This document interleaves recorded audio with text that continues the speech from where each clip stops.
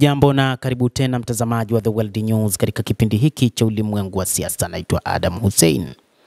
Marekani imeripotiwa kupeleka zaidi ya meli 30 ambazo zitasaidia katika kujaza mafuta ndege ambazo zitaendelea na mapambano huko katika eneo la bahari ya Atlantiki kuelekea Mashariki ya Kati.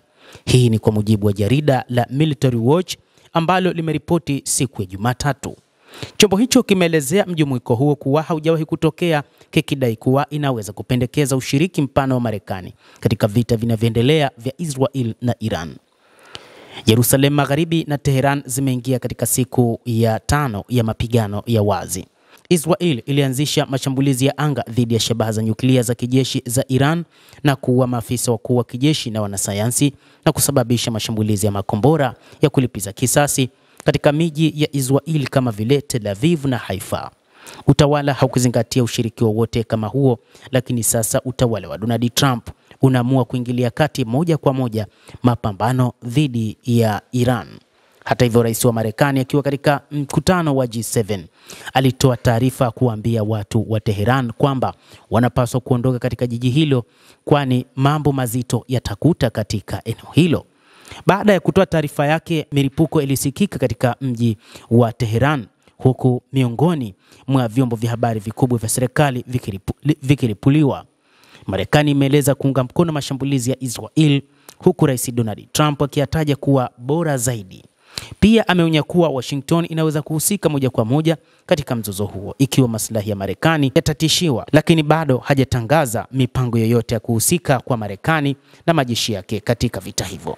Hata hivyo, kulingana na data kufuatilia ndege, Marekani imeanza kupeleka meli kwa ajili ya kujaza mafuta katika ndege za KC-135 na KC-46 hadi Mashariki ya Kati.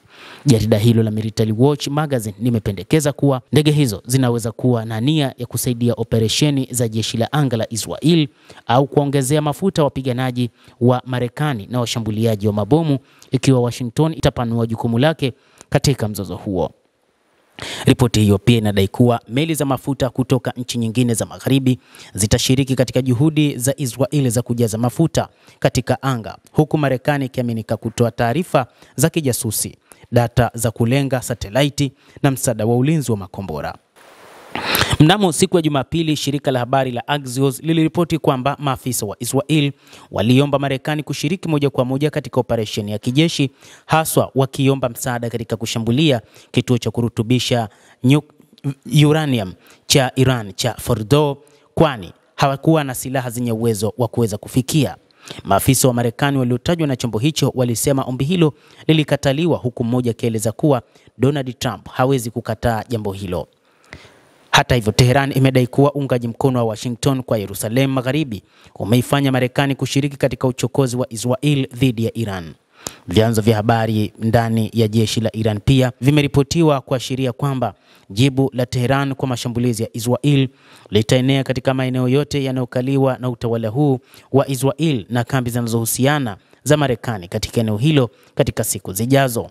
Katika kujibu hilo, Trump ameonya kwamba shambulio lolote la Iran dhidi ya vikosi vya Marekani litasababisha majibu ya kijeshi, akiandika kwenye jukwaa lake la Truth Social, ikiwa tutashambuliwa kwa njia yoyote, sura au muundo na Iran, nguvu kamili na nguvu za wanajeshi wa Marekani zitashuka juu yenu katika viwango ambavyo havijawahi kuonekana hapo awali.